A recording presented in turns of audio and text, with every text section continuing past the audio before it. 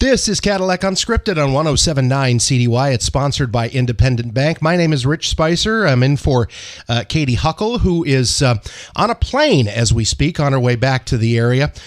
We like to talk to people who are making a difference in and around the Cadillac area, movers and shakers. And I've been seeing this thing online recently about the Cadillac Night Market.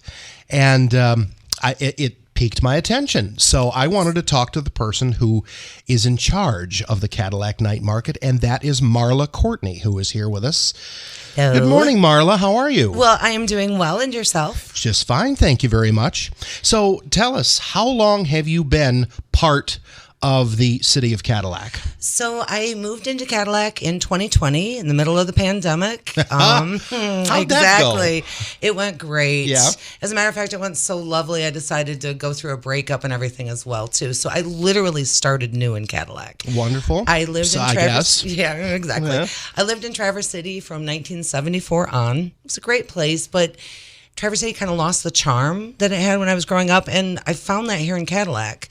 And so I was out and about looking for a new place to start, and Cadillac is just wonderful. It's got all these awesome resources. It's got a beautiful downtown, wonderful park, great farmers market, wonderful people.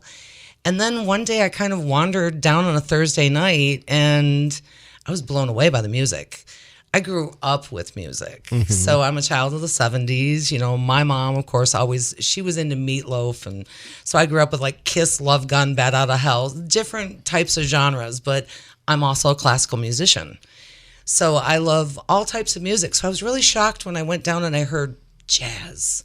And then one night it was funk, and then it was Motown. And it was just these stellar acts that were coming down. And it just seemed like a lot of people weren't going out and utilizing and enjoying that like they should. It always seems to me, and that is called, for years it's been called Upbeat Cadillac, and I just don't know that a lot of people know about it. It's not really well advertised. Right. And an event like that should draw hundreds to that beautiful area down there, don't you think? And that's my goal. And that's one of the things about the night market, why I started it, was not only, it was an opportunity. They've got this beautiful market space down there, but it was about the bands. And these bands actually come here and perform for the people of Cadillac. They entertain the people of Cadillac. And this is all about basically saying thanks to them, because they're coming to our community. They don't have to, but they're doing it. I mean, Tim Scully put us on the roster. So if they're going to donate their time and their energy and their efforts, we should be having a party. The music is fantastic and phenomenal. And my whole idea on this is, everybody just go down to the concerts, grab your family, grab a blanket, go down and have an old-fashioned picnic. The market, half of the market is going to be artisans that are going to be selling their wares, but there's also going to be, a coffee truck down there. There's going to be desserts. I would love to work with the local restaurants and have them be able to, offer to-go meals that people can come down and they can enjoy at the market. You'd like to have the food trucks down there. And the food trucks, everybody. I would love everybody to be involved. This is for our community. So Long Road Distillers, for example, they're going to work with me every week on a cocktail. So there's going to be a cocktail that's going to be kind of themed off of what's going on at the market. That's amazing.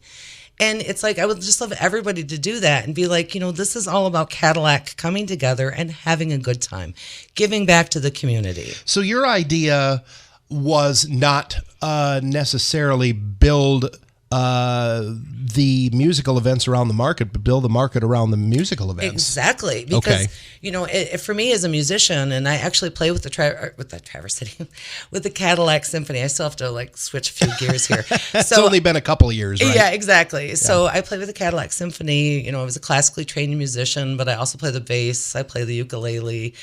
I just love music and everything about it. And if you can take somebody and educate them on music and what it's all about, then that's what it is all about. Music brings everybody together. It doesn't matter what type of music it is, and it could be church services, gospel. It brought people together. It's like the blues. They tell stories, and that's what it's all about. Jazz. I'll tell you what, you have a kid that wants to be a drummer in a rock band, take him to a jazz concert and be like, son, Watch the drummer. This is a jazz drummer. So that is the whole thing. And that's what's so great about the concerts down there. They're not the same concert over and over again. It's not the same genre week to week. Exactly. And they're musicians from Chicago, and they're musicians from, Detroit, Grand Rapids. They come from all over. What I would love Cadillac to do, there's this awesome park, and Thursday nights there's a concert series, but maybe somebody does something on a Saturday, or we do like a Cadillac Idol, or there's something to really bring music back into this community and celebrate what we have in this town. Whether if it's a restaurant that's having local musicians or whatnot, it should be for everybody. So, and that's just the thing. Just give everybody a chance. You never, ever know what's going to happen. I will tell you, I'll get a little plug in here because our sister station, 107.1 The Drive, every Saturday from noon until 4, Shawn Michaels hosts a show where he brings in a local artist. And they play their either their recorded songs are played during the show, or they will come in and play live, and we'll tape it, and it goes on the air between noon and 4. So yeah, live music and live musicians need to be supported. Yes. And for a period of a couple of years, there was no market for that thanks to COVID. They couldn't play. They couldn't go anywhere. We couldn't go anywhere. We couldn't go out and enjoy that kind of stuff. So, I love your vision. I love it. Well, and live music is everything. Live music is life. When you think about it, it's just, there's so much about it. And this is just so great for the community. So what, Mr. Scully has done, bringing these bands into, and I believe it's Frankfurt and Baldwin, and, he really should get, thank you. Because, what a wonderful thing to bring this into all these different communities. And as Cadillac, we could promote it a little more. We could say thank you a little more. And one of the things I would love to see is, the bands just get a little more love from the community. So that's why I'm working with, Long Road to kind of make the cocktail, to kind of tell everybody about it. I'm personally going to blog every week about the musicians coming into the market to tell their story. I'm also going to have a table for them inside the market where they can sell their wares for free in the market if they'd like to. If it rains, I would love the musicians to come into the market to meet the people, that the people go up to the musicians. When they're up there and they are performing their heart out, go say thanks. Go introduce your kids. Ask questions about the instruments. This is what it's all about. These are the things that encourage people. It encourages conversation between, parents and children and whoever, and just introducing kids to new music types, new instruments, just new experiences in general. So tell us about the night market itself. It's going to be on Thursdays. Give me the times, the location, and if everything goes according to plan, what Thursday nights will be like in downtown Cadillac. Oh, my goal for Thursday nights in downtown Cadillac. The market starts from 4 and goes until 9 o'clock. I do realize that people work, so I just ask that everybody have their booth set up by probably 5:30, because it's all about the musicians, and the musicians are going to come in, and I want everybody to be in place. I would love it if people just got back in touch with their community again. So my idea for the night market, oh my gosh, if I could have somebody there with cotton candy and, pretzels and popcorn and, almost like a carnival atmosphere, but it's, just music and people having fun. If I look out and I see everybody out there dancing, I've done my job. Well, and it seems to me like that the time has come for this, because we have, for the past couple of years, over the last 4 or 5 months, we've kind of been coming out of the funk a little bit, but for a period of a year to a year and a half, there just wasn't enough going on in our lives. I'm ready. Are you ready? I'm ready. I think everybody's ready. And that's the thing, is that we need a conversation. I'm an extrovert. So you put me in a pandemic in I a hadn't town, noticed. Yeah. Put me in a town where I don't know anybody, and I become an introvert, and it drove me nuts. And I'm not the only one. There's so many people out there that have been struggling, whether it's like emotionally or financially or whatever way. This is just a really good way for everybody to get together. It's a free concert. If you can't buy anything at the market or support a local restaurant, that's fine. Bring a sandwich. My grandmother, who like I actually named my company, my businesses after my grandmother, which we're going to get to in a second. Yeah, we'll talk but about that. she like told me, you only need to pack a sandwich and put it in the back of the car. You can go anywhere. So it's like pack a picnic, bring your kids down, or go on a date night. So the nice thing is that this is free for the community. It doesn't cost anything. And I talk to a lot of locals, and a lot of them have never been to the concerts, and I don't know why. So get out there, go and enjoy it. Go for a bike ride, enjoy the lake. I mean, it's right on the water.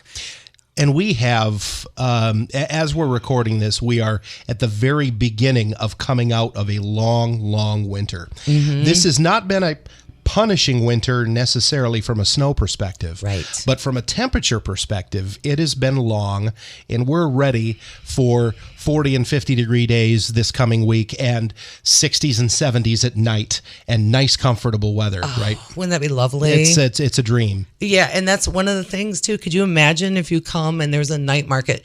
New Orleans is one of my favorite places in the world, and Frenchman Street has this market, and that's kind of whole inspiration and the vibe. You walk in and it's just a bunch of people having fun, and there's music pouring out of the nightclubs around it.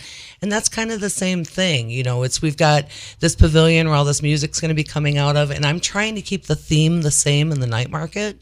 So if it's funk that week, guess what? We're going to be laying down some funk in the market. So, and that's just the thing. It's all about a vibe, and it's all about an energy. So that's what I'm hoping, is that people just come and enjoy it. Just enjoy the music. People who are listening to this, people who are artisans, people who may have something to sell that would like to be a part of this, how can they get involved? Well, you can follow me on Facebook under the Cadillac Night Market, or you can message me through there. You can also message me at my business downtown, or just stop in and say hi. So let's talk about the business downtown. Okay. And there's another good question that we'll wrap up the show on this note with that question. But Mildred and Mary, is that the name of the business? It is. Okay, so where is it? What is it? And how did it get its name? Okay, so Mildred and Mary, it's located at 108 Beach Street. It's over by the museum in downtown Cadillac. So you go down Mitchell Street and then you drive up the hill. Yep, I'm on the right. It's in the same building as Salon 108. Okay. Little gray building. It's a tiny store. It's only about 400 square feet. But the whole concept of Mildred and Mary, those were my grandmothers. So it's all about the lessons we learn in life. It's all about the stories we have in life. Everybody has a story. I feature on the blog different family recipes. My grandmother, Mary, was a very independent person. She and her sister were the first women in the state of Michigan to buy a house without a man. So they were the true Rosie the Riveters. During the war, my grandma Mary drove semi across country. My Aunt Helen, she played in the baseball leagues, and she was a bouncer, way up into, I think, 73. So they were very, very fierce women, and they were ones that kind of told me that you're a woman, you need to be strong, you need to stand up for yourself. Mid, on the other hand, was all about family and cooking and recipes and crafting.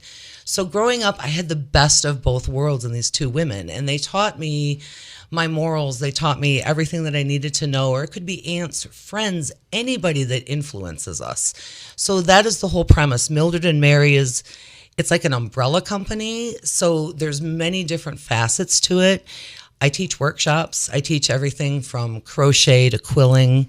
I've been a florist for 36 years, so I teach a lot of floral classes. That's my true passion, and I still do work in the industry from time to time. But it all brings it back to the things that were taught to us. My mother was into gardening. That's Mary's daughter. So everything that I teach comes back from that premise on it. Do you believe that over the years we've kind of lost generational things being passed down from generation to generation? Absolutely, especially nowadays when everybody is so minimalist. And you'll see it a lot when people pass away, and the older generations, they just donate everything and it's gone. I'm just basically trying to inspire somebody to take a moment to find out what the stories are behind something. And you don't necessarily have to keep it, but, maybe keep one thing or pass it on, or just make sure that you tell your children what that story is, and keep one thing. It doesn't hurt. I mean, everybody's got room to keep a shoebox somewhere. You don't need to get rid of every single thing that you have. those are the things that keep us going. Those are the things that make us remember. And at the end of the day, Mildred and Mary, for me, is all about if somebody goes home and thinks about, oh, I remember Grandma made the best lasagna, or Aunt Casey did this, or, get the recipe out, make it for your family, sit down, remember. That's what it's all about. Mm-hmm. It's not about making a ton of money. It's just about being. It's about living. It's about remembering and learning. That's the one thing. Like, I teach crochet classes. I don't do average crochet. I'm not an average person, but it's like giving people the knowledge to learn how to do that. What are they going to do with it? They could turn it into a blanket. They could turn it into something for their kid. It's learned, and it's things that we pass along. The same thing with flowers. I love teaching people how to do flower arrangements. However, I'm very supportive of the community. We have wonderful flower shops in town. I will teach you how to do flower arrangements, but I want you to go to the flower shop and buy the flowers at the flower shop, or order the birthday arrangements there. I'm just teaching you how to have fun with things and how to pass things on to the future generations. That's the most important part to me. So if you were to describe Mildred and Mary to someone in 2 paragraphs or less, what would you say? It sounds to me like it's almost too much to distill into something like that, but what would you say in 2 paragraphs? If I could say it in 2 paragraphs, I would describe Mildred and Mary as like who everybody is and what they want to learn, and where we came from. More than anything, it's really about where we came from and what inspires us. For me, it's I literally carry beach stuff in the back of my truck. I don't care what time of year it is, because I know that's Mary. Grandma would have wanted me to take that dirt road, and she would have wanted me to lay out in the sun. So it's kind of a matter of how you live your life and making those decisions on, what would Grandma do, or what would so-and-so think, and apply it to your life. My grandma gave me the best advice ever. I'll tone it down for the radio, but it's basically don't poop where you eat. Yeah. Okay. Now, when I was 8, that really confused me, because I'm like, what? But now that I'm an adult, it makes so much sense on everything that's out there. So it's about learning, it's about giving, and it's about sharing more than anything. Sounds like your family was filled with strong women.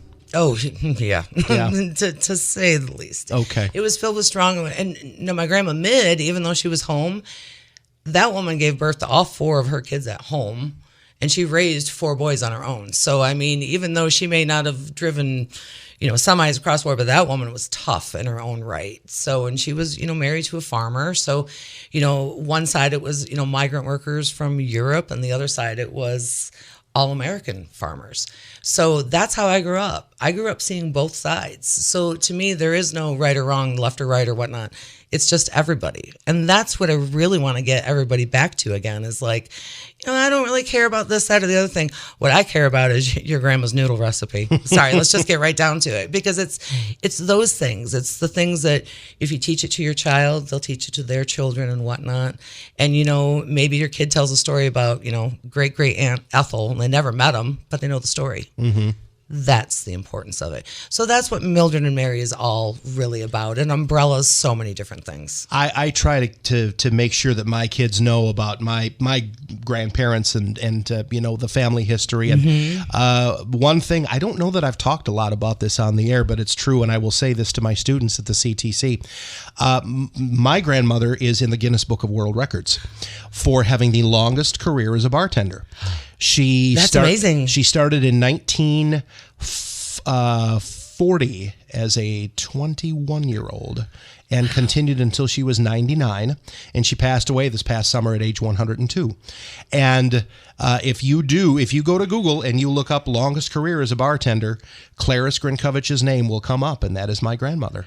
How amazing is that? And you've never told anybody? I don't know that I've ever told the story on the air before. But it is true. Thank you. True. This is such a Mildred and Mary moment right there.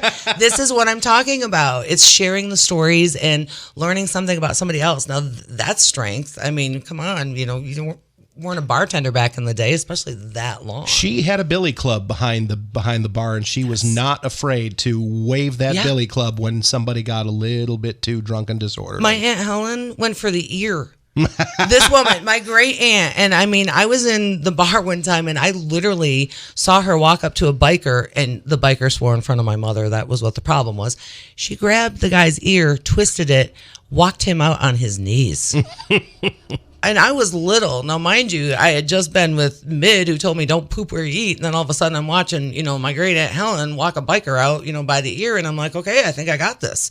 So that's a great story, though. And that's something that should be celebrated. I'd actually love to do a blog on that. Okay. Your blog, is that something that you have online somewhere? It is. If you go to mildredandmary.com, okay. Which right now I'm still restructuring the website, but the blog is all about adventures. The blog covers anything. It may cover a trip. It may cover the renovations I'm doing on my house, family recipes, dinner parties, you name it. What's going on in Cadillac? It's everything. I'm not afraid to tackle any subject. You said something earlier that I really wanted to cover before we finished up. We've got about 10 minutes left here, but you mentioned something about how Traverse City changed, yes. And what you see in Cadillac is how Traverse City used to be. I would like for you to expand on that. Having lived here for 15 years and made the drive to Traverse City, and the lots and lots of people, lots and lots of congestion, and the life in Cadillac is slower, and we like it. We like it that way. Yep. So, what does Cadillac have that Traverse City used to? Oh, it's the whole downtown aesthetic. It's the whole small town feel.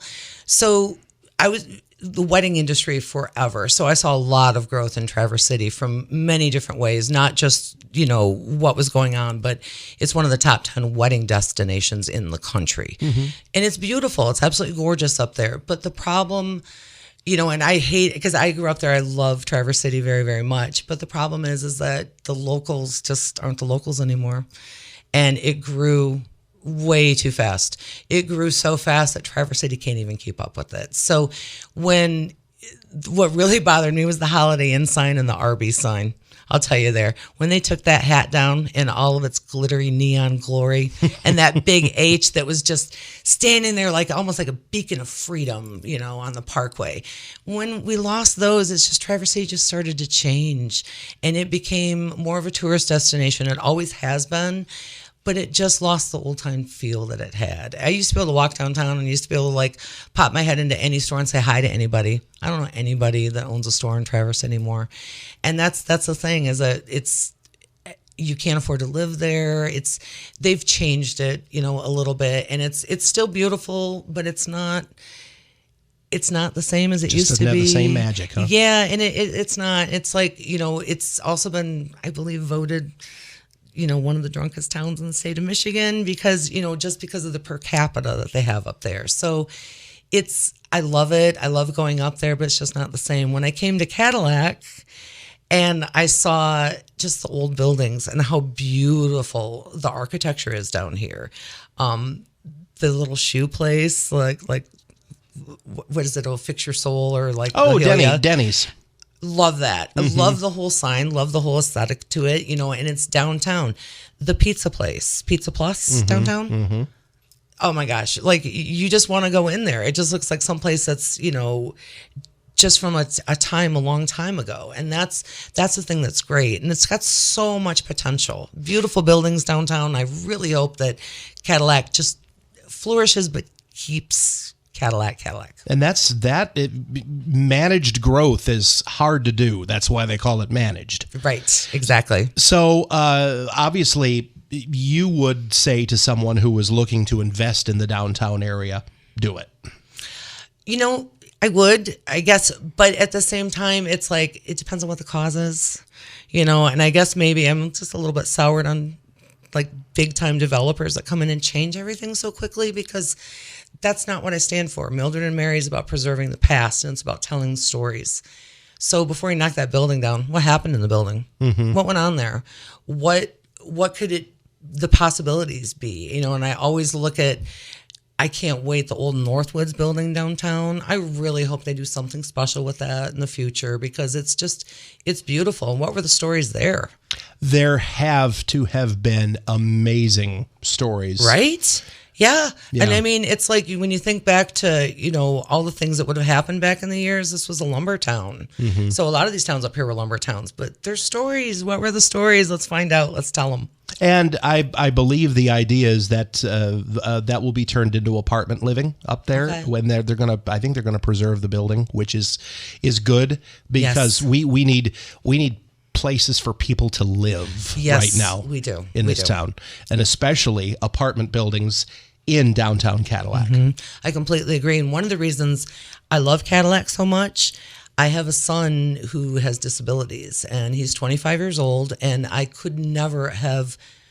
He was on a wait list, I think, for 2 years up in Traverse City to get an apartment.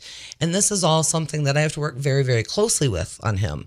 Well, when I found my house down here, which was amazing, just how I found that, I found an apartment for him in 2 days. And I know it's hard to find it here, but this was honestly a miracle for me because Cadillac is such a wonderful community that I am comfortable with my son living a mile away from me in an apartment. He can walk to the movie theater. He can walk to Horizon Books. He can walk to the grocery store. That is wonderful. I feel comfortable with him being downtown. Traverse City has grown so much that I'm not as comfortable up there. And that's my home. But it's when you think about how much is going on downtown and, how expensive it is there, it's really not a good place for somebody like my son Logan to be. Down here in Cadillac, it's wonderful. And this community has embraced him. And with After 26, I can't say enough. And that's another thing with the market. I'm repurposing all the wedding flowers. So those are actually going to be repurposed into bouquets at the market. 100% of the cost or the sales from those goes to After 26. So, and that's just a really great way to repurpose, give back. And luckily I work for Blue Bridge up in the Interlochen area, and they're being really generous. And this is like not even our community. And they're like, take the flowers. This is a wonderful idea. Give them, donate them. So I'm also hoping that maybe it inspires other places to kind of give back like that, because there's a lot of waste in some of these industries, but Cadillac is amazing.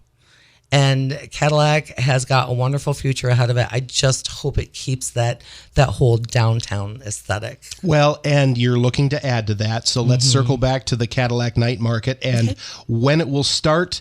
Kind of, do you have an end date planned, or are they going to be every night in association with the music, or are you going to do it on nights when there isn't necessarily music scheduled? Well, for now it's just on Thursday nights, and I'm going. It's going to start June 2nd, so there will be 2 weeks when the bands won't be coming in. But I thought this would be a really good opportunity to get everybody to kind of, gather and get to know each other. Almost like a soft opening. Exactly. And where people can talk and, people can just, figure out what the layout of everything is going to be. And then the music starts June 23rd, and that's going to go all the way through Labor Day weekend, I believe. Okay. But this is just kind of the tip of the iceberg. There's a lot of potential down there. So it's one of the things that, maybe people get together and come up with a few ideas. And if anyone wants to stop by Mildred and Mary and, bend my ear, they're more than welcome to. I'm open to any ideas, and I have lots of time right now. Well, I shouldn't say that. I don't have a lot of time, but I'm better at doing 9 things at once than I am at one thing at once. So how do people who want to learn more about the Cadillac Night Market find Marla Courtney? Well, Facebook, you can go to Cadillac Night Market on Facebook, or you can follow Mildred and Mary on Facebook, or I also have a website there. And the blog is also coming up. So once I have the blog going on mildredandmary.com, you'll be able to read about the market. So every week, I'll be doing a story on the band that's going to be coming down, which is going to be great. It's going to be publicity for them. And also I want people to be like, yeah, I read about you. You're the bass player. If they read about it and then they see it, they can put 2 and 2 together and be like, oh yeah, you're like Colin, the bass player.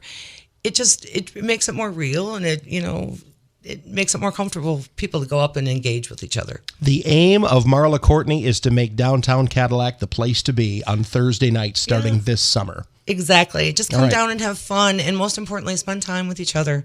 Life is too short. It really is. Spend time, make memories. That's the most important thing. Marla Courtney, our guest on Cadillac Unscripted this week on 107.9 CDY. Marla, thanks for all you're doing for downtown. Thank you so much for having me. And if you ever need like a comic relief or a sidekick, let me know. I'm available.